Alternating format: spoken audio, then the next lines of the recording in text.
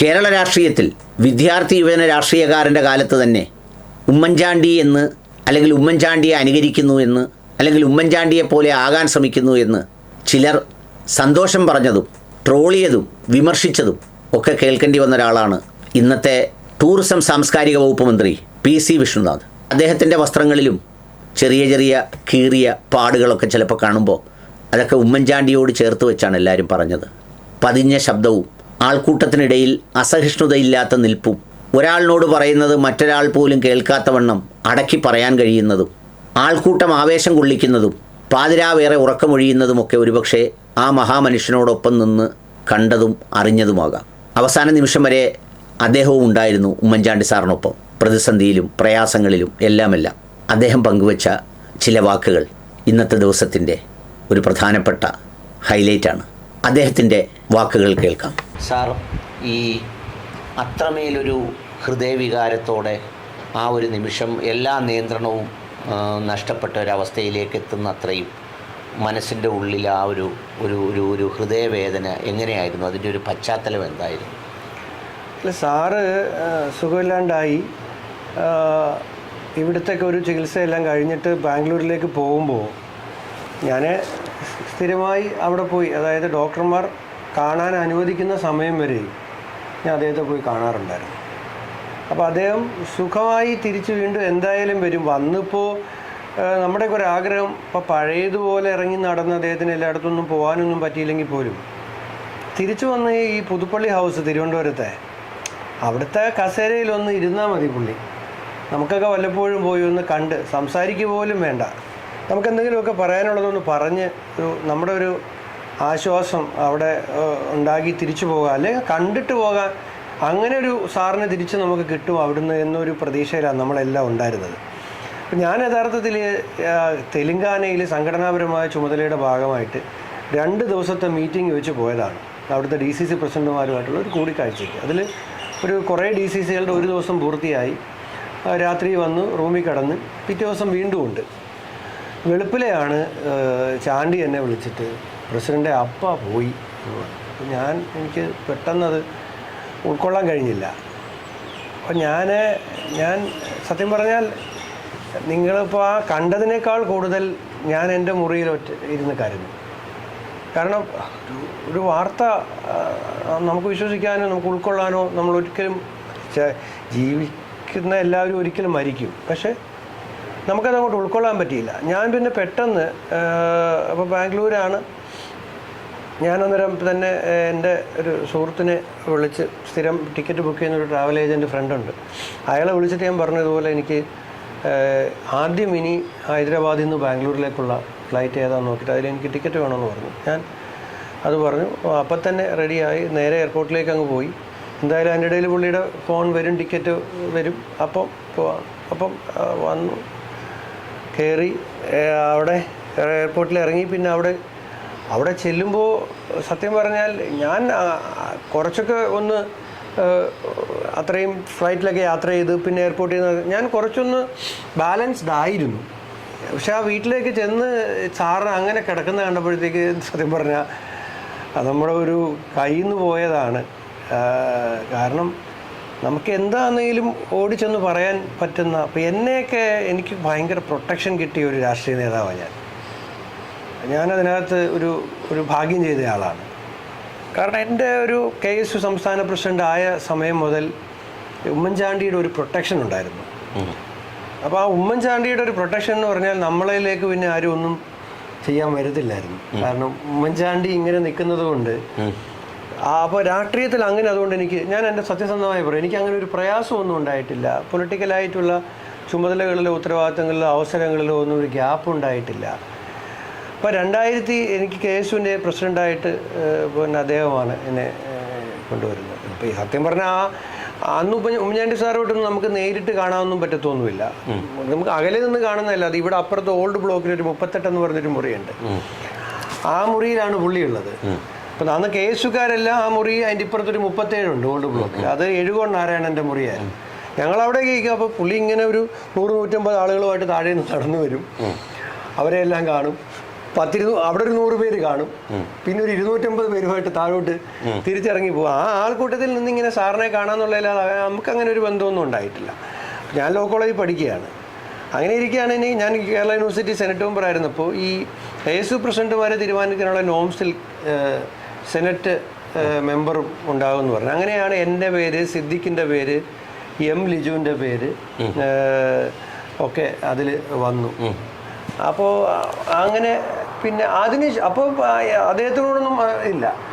പിന്നെ ഈ ഡൽഹിയിൽ അതിൻ്റെ ഭാഗമായിട്ടൊരു ഇതൊക്കെ ഉണ്ടായിരുന്നു, നടപടി ഡിസ്കഷനൊക്കെ ഉണ്ടായിരുന്നു. ഇൻ്റർവ്യൂ പോലായിരുന്നു, ഞങ്ങളെല്ലാം വിളിപ്പിച്ച അവിടെ. അപ്പോൾ അപ്പോഴാണ് ആദ്യമായിട്ട് അദ്ദേഹം ആയിട്ട് സംസാരിക്കുന്നത്, നേരിട്ട് സംസാരിക്കുന്നു. അപ്പോൾ അതിൻ്റെ പുള്ളി പറഞ്ഞു, താൻ അവിടെ പോകണം, ഇന്നടത്ത് താമസിക്കണം, ഞാനതെല്ലാം ഏർപ്പാട് ചെയ്തിട്ടുണ്ട് എല്ലാം പറഞ്ഞു. അവിടെ എൻ്റെ താമസ സൗകര്യം എല്ലാം പുള്ളിയുടെ ഏർപ്പാട് ചെയ്തെന്ന് തിരിച്ചു.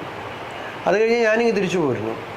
അത് കഴിഞ്ഞ് ഒരു ദിവസം എനിക്കൊരു ഫോൺ കോൾ വരികയാണ്. എന്നെ ഒരു അഖിലേന്ത്യാ സെക്രട്ടറി വിളിച്ചിട്ട് പറഞ്ഞു, ഇങ്ങനെ KSUവിൻ്റെ പ്രസിഡൻ്റായിട്ട് നിയമിച്ചു, ഇവിടുത്തെ ചാർജുള്ള ആൾ. അപ്പോൾ അയാൾ MP ആണ്, മണിക് ടാഗൂർ, ബിരുദനഗർ MP ആണ്. അപ്പോൾ എനിക്ക് ആദ്യം അത് കഴിഞ്ഞ് കുറച്ച് കഴിഞ്ഞപ്പോൾ സാർ എന്നെ വിളിച്ചു, തന്നെ ഇങ്ങനെ KSU പ്രസിഡൻ്റ് ആക്കിയിട്ടുണ്ട്. അന്നിങ്ങനെ ഈ ആൾക്കാരുടെ കയ്യിൽ അങ്ങനെ മറ്റ് ഇമെയിൽ ആണെങ്കിൽ പോലും ഒരു സാമൂഹ്യ മാധ്യമങ്ങളൊന്നും അതൊന്നുമില്ല. അതായത് ആക്ച്വലി AK ആന്റണി മുഖ്യമന്ത്രിയാണ്. AK ആന്റണിയുടെ മുഖ്യമന്ത്രിയുടെ ഔദ്യോഗിക വസതിയിൽ AICC ഒരു ഫാക്സാണ് വരുന്നത്. ഫാക്സ് വന്നു കഴിയുമ്പോൾ ആൻ്റണി സാർ ഉമ്മൻചാണ്ടി സാറിനോട് വിളിച്ചു, ഇങ്ങനെ അവിടെ നിന്ന് ഓർഡറായിട്ട് വന്നിട്ടുണ്ടെന്ന് പറഞ്ഞു. വിളിച്ചു, ഞാൻ ഇത്രയും പറഞ്ഞത്. അപ്പം അങ്ങനെയാണൊരു തുടങ്ങുന്നത്. ഈ അദ്ദേഹം ഇല്ലാതിരുന്ന ഈ ഒരു വർഷക്കാലം ഈ ഏതൊക്കെ ഘട്ടങ്ങളിൽ അദ്ദേഹത്തെ വല്ലാതെ മിസ് ചെയ്തിട്ടുണ്ട്? അല്ലെങ്കിൽ മിസ് ചെയ്തിട്ടില്ല, കാരണം എല്ലാ ദിവസവും എല്ലാ നിമിഷവും ഓർക്കുന്നുണ്ട്. നമ്മുടെ ഓർമ്മയിൽ നിന്ന് പോകുമ്പോഴല്ലേ നമുക്ക് മിസ് ചെയ്യുന്നത്. ഒരാളെ നമ്മളെപ്പോഴാണ് മിസ് ചെയ്യുന്നത്? ഇങ്ങനെ നമ്മുടെ അദ്ദേഹം പോയതായിട്ടൊരു ഫീലില്ല. അത് ഡോക്ടർ പിന്നെ ഇതിൻ്റെ ഇൻട്രൊഡക്ഷൻ പറഞ്ഞപ്പോൾ പറഞ്ഞില്ലേ, നമ്മൾ അദ്ദേഹത്തെ ഓർക്കുന്ന വ്യക്തികളോ സാഹചര്യങ്ങളോ സന്ദർഭങ്ങളോ നമ്മുടെ എല്ലാ ദിവസവും ഉണ്ടാവും, ഏതെങ്കിലും തരത്തിൽ. അപ്പോൾ പിന്നെ നമ്മുടെ ഓർമ്മയിലുണ്ട് പുള്ളി ഇങ്ങനെ നിൽക്കുകയാണ്. കാരണം ഇപ്പം ഇന്ന് നിയമസഭ നടക്കുന്നു. ഇന്ന് നിയമസഭയിൽ ചോദ്യോത്തരം തുടങ്ങുമ്പോൾ തന്നെ വിഴിഞ്ഞമാണ്. വിഴിഞ്ഞെന്ന് പറഞ്ഞ ചോദ്യോത്തരത്തിൽ വന്നപ്പോഴത്തേക്ക് അവിടെ ഉമ്മൻചാണ്ടിയെക്കുറിച്ചല്ലേ എല്ലാവരും പറയുന്നത്. ഉമ്മൻചാണ്ടിയുടെ 6000 കോടിയുടെ പദ്ധതി അദ്ദേഹം കൊണ്ടുവന്നപ്പോൾ അതിൽ 6000 കോടിയുടെ അഴിമതി ആരോപിച്ച ആളാണ് ഇപ്പോഴത്തെ മുഖ്യമന്ത്രി. അന്ന് അത് കേട്ട് ഭയന്ന് അദ്ദേഹം ഈ പദ്ധതി ഉപേക്ഷിച്ച് പോയിരുന്നെങ്കിലോ അപ്പോൾ കപ്പൽ വരുമോ? പദ്ധതി യാഥാർത്ഥ്യമാവുമോ? ഇല്ല. ഇപ്പം ഞാൻ കഴിഞ്ഞ ആഴ്ച നിയമസഭയിൽ ശ്രുതി തരംഗം പറഞ്ഞു, അതായത് കോക്ലിയർ ഇംപ്ലാന്റേഷൻ. ശിഹാബുദ്ദീൻ ബൈത്തുംകടവ് ഫേസ്ബുക്കിൽ എഴുതിയത് അങ്ങും വായിച്ച് കാണുമല്ലോ. ശിഹാബുദ്ദീൻ ബൈത്തുംകടവിൻ്റെ അയൽപ്പക്കത്തുള്ള ഒരു സാധാരണ വീട്ടമ്മയുടെ ആവശ്യത്തെയാണ് ഉമ്മൻചാണ്ടി എന്ന ഭരണാധികാരി ഈ കേൾവി ശക്തിയില്ലാത്ത കുഞ്ഞുങ്ങൾക്ക് സർക്കാർ സൗജന്യമായി കോക്ലിയർ ഇംപ്ലാന്റേഷൻ നടത്തിയ ആയിരക്കണക്കിന് കുഞ്ഞുങ്ങൾ അമ്മയെന്നും അച്ഛനെന്നും ഒക്കെ വിളിക്കുന്ന, അല്ലെങ്കിൽ ഉമ്മായെന്നും ബാപ്പായെന്നും ഒക്കെ വിളിക്കുന്ന ഒരവസ്ഥയിലേക്ക് അവരെ കൊണ്ടുവന്നത്. അപ്പം കഴിഞ്ഞ ആഴ്ച ഞാൻ സഭയിൽ പറഞ്ഞു, സാർ ഈ കുട്ടികളുടെ ഈ ചെവിയിൽ വയ്ക്കുന്ന ഉപകരണത്തിന് സാമൂഹ്യക്ഷേമ വകുപ്പ് മെയിൻ്റനൻസിന് പൈസ കൊടുക്കാത്ത കാരണം ഒരിക്കൽ കേൾവിശക്തി കിട്ടിയ കുഞ്ഞുങ്ങൾക്ക് ആ കേൾവിശക്തി കുറഞ്ഞു വരികയാണ്, കൈകൂപ്പി പറയുകയാണ് അവർക്ക് ആ പൈസ കൊടുക്കണമെന്ന് പറഞ്ഞു. നമ്മൾ ആരെ ഓർക്കുമ്പോഴാണ്? അപ്പം ഉമ്മൻചാണ്ടിയാണ് ഓർക്കുന്നത്. ഉമ്മൻചാണ്ടി ഓർക്കുമ്പോഴാണ് നമുക്ക് ആ കുട്ടികൾക്ക്. അപ്പം നമ്മൾ പറയാണ്, ഉമ്മൻചാണ്ടി ഉണ്ടായിരുന്നെങ്കിൽ എന്നെ വന്ന് ഇന്ന ആളുകൾ വന്ന് കണ്ടിരുന്നു, താനത് നിയമസഭയിൽ പറയണം എന്ന് അദ്ദേഹം എന്നോട് പറയുമായിരുന്നു. അപ്പോൾ അദ്ദേഹം ഇപ്പോൾ യഥാർത്ഥത്തിൽ ഭൗതികമായി പറയുന്നില്ലെങ്കിൽ പോലും നമ്മളോട് പറയുകയാണ്, അവിടെ പോയി അത് പറയണം, അവർക്ക് വേണ്ടി പറയണം. അപ്പം ഇന്ന് ഞാൻ അതിനുശേഷം ഇപ്പം അങ്ങ് നിയമസഭയിൽ വെച്ച് ഞാൻ കണ്ടു, അംഗനവാടിക്കാരുടെ കാര്യമാണ് പറഞ്ഞത്. കേരളത്തിലെ പാവപ്പെട്ട അംഗനവാടി ജീവനക്കാരുടെ പ്രയാസങ്ങൾ സഭയിൽ പറഞ്ഞു. അപ്പോൾ ഞാൻ പറഞ്ഞത് എന്താ, സാർ കേരളത്തിലെ അംഗനവാടിക്കാർക്ക് 2000 രൂപ ശമ്പളം ഉണ്ടായിരുന്നുള്ളൂ. ഉമ്മൻചാണ്ടിയും MK മുനീറും കൂടാണ് അവർക്ക് 10000 രൂപ ശമ്പളമാക്കിയത്. പിന്നെ 8 കൊല്ലമായിട്ട് 3000 രൂപയുടെ വർധനവേ ഉണ്ടായിട്ടുള്ളൂ. 8 വർഷത്തിൽ 3000 രൂപയുടെ വർധന. അതുകൊണ്ട് അത് കൂട്ടണമെന്ന് പറയുമ്പോൾ വീണ്ടും നമ്മൾ ഉമ്മൻചാണ്ടിയെയാണ് ഓർക്കുന്നത്. അപ്പം ഞാൻ ഓരോ സ്ഥലത്ത് പോകുമ്പോൾ ഇനി വലിയ വലിയ ആളുകളൊന്നുമല്ല, വളരെ. ഞാൻ കഴിഞ്ഞ ദിവസം തെലുങ്ക് ഹൈദരാബാദിൽ പോയപ്പോൾ എൻ്റെ റൂമിൽ ഒരാൾ വന്നിട്ട് എൻ്റെ മുമ്പിൽ നിന്ന് പൊട്ടിക്കരയുകയാണ്. അപ്പോൾ അവിടുത്തെ ഒരു സാധാരണക്കാരനാണ് അയാൾ. ഉമ്മൻചാണ്ടി ഒരിക്കൽ ഹൈദരാബാദ് വന്നപ്പോൾ പോയി കണ്ടതാണ്. അയാളുടെ നമ്പർ എഴുതി വാങ്ങിച്ചിട്ട് പിന്നെ എപ്പോൾ ഹൈദരാബാദിൽ ചെന്നാൽ ഇയാൾ ഉമ്മൻചാണ്ടി വിളിച്ചിട്ട് പറയും, ഞാൻ ഇന്ന ദിവസം ഹൈദരാബാദിൽ വരുന്നുണ്ട്, അപ്പോൾ ഇയാൾ പറയണം ഞാൻ ആരാണ് അദ്ദേഹത്തിൻ്റെ മുമ്പിൽ. എന്നിട്ട് ഒരു ദിവസം KCRനെ കാണാൻ വേണ്ടി ഉമ്മൻചാണ്ടി പോയപ്പോൾ ഈ മനുഷ്യനെ കൂടെ കൂട്ടിക്കൊണ്ട് പോയിരുന്നു. അപ്പോൾ ഇയാൾ അന്തം വിട്ട് നിൽക്കുകയാണ്. അവരുടെ മുഖ്യമന്ത്രിയെ കാണാൻ അവരുടെ മുഖ്യമന്ത്രിയെ കാണാൻ അവരുടെ മന്ത്രിമാർക്ക് സമയം കിട്ടാറില്ല. KCR എന്ന് പറഞ്ഞ ഒരു വളരെ ഏകാധിപതിയാണ്. ഫാം ഹൗസിലാണ് താമസിക്കുന്നത്. സെക്രട്ടേറിയറ്റിൽ പോലും വരത്തില്ല. എല്ലാ മന്ത്രിമാർക്കൊന്നും കാണാൻ പറ്റത്തില്ല. അയാളുടെ മകനും മരുമകനും KTR അല്ലെങ്കിൽ ഹരീഷ് റാവു ഒക്കെ കാണത്തുള്ളൂ. ബാക്കിയുള്ളവരൊക്കെ കടലാസ് കൊടുത്തു വിടത്തതേ ഉള്ളൂ. അങ്ങനെ ഒരുള്ള സ്ഥലത്ത് മുഖ്യമന്ത്രി. അപ്പോൾ ഇയാൾ ചോദിക്കുന്ന അവർ അതേ ആരും കാണുന്നു, എൻ്റെ കൂടെ അല്ലേ വരുന്നത്, ഇപ്പോൾ തന്നെ എന്തായാലും കയറ്റുമെന്ന് പറഞ്ഞു. അപ്പം ഇയാളോട് സാർ അതിന് ശേഷം പറഞ്ഞു, എന്നെ എന്തിനെ കൊണ്ടുപോയി ചോദിച്ചപ്പോൾ പറഞ്ഞു, എടോ എനിക്ക് ഒരുപാട് കാര്യങ്ങൾ ഇവരുമായിട്ട് ബന്ധപ്പെട്ട്, അപ്പോൾ തന്നെ കൊണ്ട് ഞാൻ CMന് ഇൻട്രൊഡ്യൂസ് ചെയ്താൽ താൻ ഇനി വരുമ്പോൾ തനിക്ക് ആ പരിഗണന ഇവിടെ കിട്ടും. അപ്പോൾ അയാൾ പറയുകയാണ് അദ്ദേഹത്തിന് ആരെയൊക്കെ ചൂസ് ചെയ്യാം, എന്നെപ്പോലെ ഒരു പാവപ്പെട്ട ഒരു സാധാരണക്കാരനെ. അപ്പോൾ പിന്നീട് KCR ഇയാളെ കാണുമ്പോൾ ഭയങ്കര പരിഗണന കൊടുത്തിരുന്നു. കേരള ചീഫ് മിനിസ്റ്റർ കൂടെ കൂട്ടിക്കൊണ്ടുവന്ന് ചുമതലപ്പെടുത്തിയിരിക്കുന്ന ഒരാൾ. ഇത് പറയുമ്പോൾ MLAയോട് ഞാൻ ചോദിക്കാനുള്ളത്, ഈ ഉമ്മൻചാണ്ടി സാറിനെ കുറിച്ച് ഇത്രമേൽ സംസാരിക്കാനെല്ലാം തുടങ്ങിയത് അദ്ദേഹത്തിൻ്റെ ഈ മരണത്തിന് ശേഷമാണ്. അദ്ദേഹം ജീവിച്ചിരിക്കുമ്പോൾ അദ്ദേഹത്തെ വല്ലാതെ വളഞ്ഞിട്ട് വേട്ടയാടിയപ്പോൾ, അല്ലെങ്കിൽ വല്ലാതെ വളഞ്ഞിട്ട് ഇത്തരമൊരു പ്രതിരോധമോ ഇത്തരമൊരു ശബ്ദമോ ഒരു സ്വന്തം പാർട്ടിയിൽ നിന്നോ പാളയത്തിൽ നിന്നോ പോലും ഉണ്ടായില്ല എന്ന് ഞാൻ പറഞ്ഞാൽ അങ്ങയുടെ അഭിപ്രായം? അദ്ദേഹത്തിന് ശരിയാണ്, അദ്ദേഹത്തിന് അങ്ങനെ ഇല്ലായിരുന്നെങ്കിൽ അദ്ദേഹം ഇപ്പോഴും നമ്മുടെ കൂടെ ഉണ്ടാകുമായിരുന്നു. യഥാർത്ഥത്തിൽ അദ്ദേഹത്തിൻ്റെ ഈ രോഗാവസ്ഥ മൂർച്ഛിക്കുന്നതിൻ്റെ ഒരു കാരണം അദ്ദേഹം ചെയ്യാത്ത കുറ്റത്തിന് അദ്ദേഹം അനുഭവിച്ച മാനസിക സമ്മർദ്ദമാണ്.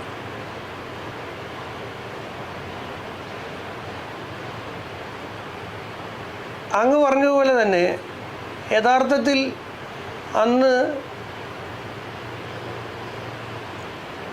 ആ നിലയ്ക്കൊരു പ്രതിരോധമൊന്നും ഉണ്ടായിട്ടില്ല. നമ്മൾ വസ്തുതാവസ്ഥതായിട്ടൊക്കെ പറയണം. പ്രത്യേകിച്ച് ഉമ്മൻചാണ്ടി അനുസ്മരിക്കുന്ന സമയത്ത് പോളിഷ്ഡ് ആയിട്ടുള്ള കുറച്ച് പദപ്രയോഗങ്ങൾ ഉപയോഗിച്ച് യാതൊരു ആത്മാർത്ഥതയില്ലാതെ സംസാരിക്കുന്നതിൽ ഒരർത്ഥമില്ല, ഉണ്ടായില്ല. പക്ഷെ അദ്ദേഹത്തിന് പൂർണ്ണ വിശ്വാസം ഉണ്ടായിരുന്നു. അദ്ദേഹത്തിന് കുറ്റവിമുക്തനാക്കിയ CBIയുടെ റിപ്പോർട്ട് അദ്ദേഹം വായിച്ചിട്ടുണ്ടായിരുന്നു ജീവിച്ചിരിക്കുമ്പോൾ തന്നെ. കോടതിയിൽ നിന്ന് അതിൻ്റെ പകർപ്പ് കിട്ടിയായിരുന്നു. പക്ഷെ ഫൈനൽ ജഡ്ജ്മെൻറ്റ് വരുന്നവരെ അദ്ദേഹം മിണ്ടിയില്ല. കാരണം അതിന്മേൽ പിന്നെ ഒരുപാട് നിയമ നടപടിക്രമങ്ങളുണ്ട്. അദ്ദേഹം അറിഞ്ഞിട്ടാണ് പോയത് പൂർണ്ണമായും. ഈ ഗവൺമെൻറ് CBIയാണ് ഏൽപ്പിച്ചത്. ഒരു കോൺഗ്രസ് മുഖ്യമന്ത്രിയെ BJPയുടെ ഒരു പ്രധാനമന്ത്രിയും അവരുടെ സംവിധാനവും അദ്ദേഹം പ്രവർത്തക സമിതി അംഗം കൂടിയാണ്. കൂടെയുള്ളവർ ഒക്കെ മറ്റാളുകളെന്ന് പറഞ്ഞാൽ AICCയുടെ സംഘടനാ ചുമതലയുള്ള ജനറൽ സെക്രട്ടറി അടക്കമുള്ളവർ അതിനകത്ത് ആരോപണ വിധേയരായിട്ടുണ്ട്. തെറ്റായ രൂപത്തിൽ അവരെയും ആരോപിതരാക്കിയിട്ടുണ്ട്. ഉമ്മൻചാണ്ടി അവരൊക്കെയാണ് 1, 2. സ്വാഭാവികമായിട്ടും അവരുടെ മുമ്പിലേക്ക് ഇതിനെ എറിഞ്ഞു കൊടുത്താണ് സംസ്ഥാന ഗവൺമെൻറ്. പക്ഷെ ഉമ്മൻചാണ്ടിക്ക് 100% വിശ്വാസം ഉണ്ടായിരുന്നു. താൻ ഒരു തെറ്റും ചെയ്തിട്ടില്ല, അതുകൊണ്ട് തന്നെയൊന്നും സംഭവിക്കില്ല. ഈ കേസിൽ ആദ്യം പ്രതിയാക്കിയപ്പോൾ എല്ലാവരും പറഞ്ഞാണ് ഹൈക്കോടതിയിൽ പോയി ജാമ്യം എടുക്കണം. ആദ്യം പറഞ്ഞ് വന്ന് അറസ്റ്റ് ചെയ്തോട്ടെ, ഞാൻ ജാമ്യം എടുക്കത്തില്ല, FIR ഘോഷ് ചെയ്യാൻ അപേക്ഷയും കൊടുക്കത്തില്ല. അത്ര നമ്മൾ സാധാരണ ഉമ്മൻചാണ്ടി ആൾക്കാർ കാണുന്നത് ആൾക്കൂട്ടത്തിൻ്റെ നടുവിൽ നിന്നും ആനുകൂല്യങ്ങൾക്ക് അപേക്ഷയിൽ ഒപ്പിട്ട് കൊടുക്കുന്ന ഒരു ആനുകൂല്യ വിതരണക്കാരൻ നിലയിലാണ്. അതിനും അപ്പുറം ഉമ്മൻചാണ്ടി കേരളം കണ്ട ഏറ്റവും ശക്തനായ ധീരനായ രാഷ്ട്രീയ നേതാവായിരുന്നു, ഏറ്റവും മികച്ച അഡ്മിനിസ്ട്രേറ്ററായിരുന്നു. അതുകൊണ്ടാണല്ലോ കൊച്ചി മെട്രോ, കണ്ണൂർ വിമാനത്താവളം, വിഴിഞ്ഞം അന്താരാഷ്ട്ര തുറമുഖം അടക്കമുള്ള കാര്യങ്ങൾ എല്ലാ ജില്ലയിലും മെഡിക്കൽ കോളേജുകളൊക്കെ വന്നത്. അതുപോലെ തന്നെ അദ്ദേഹത്തിൻ്റെ പൊളിറ്റിക്കൽ വിൽ പവറും പക്ഷേ അദ്ദേഹം വളരെ വലുതായിരുന്നു. ഞാൻ പറഞ്ഞത് താങ്കൾ പറഞ്ഞതിലേക്ക് തന്നെ വന്നാൽ ശരിയാണ്, കുറച്ചാളുകളുണ്ടായിരുന്നു. പക്ഷേ എല്ലാ നിലയ്ക്കും അദ്ദേഹത്തിന് ഈ നിലയിലെല്ലാം വേട്ടയാടുന്ന സമയത്ത് പ്രതിരോധം തീർക്കാൻ വേണ്ട പോലെയുള്ള ഉത്തരവാദിത്തപ്പെട്ട സ്ഥലങ്ങളിൽ അതുണ്ടായിട്ടില്ല.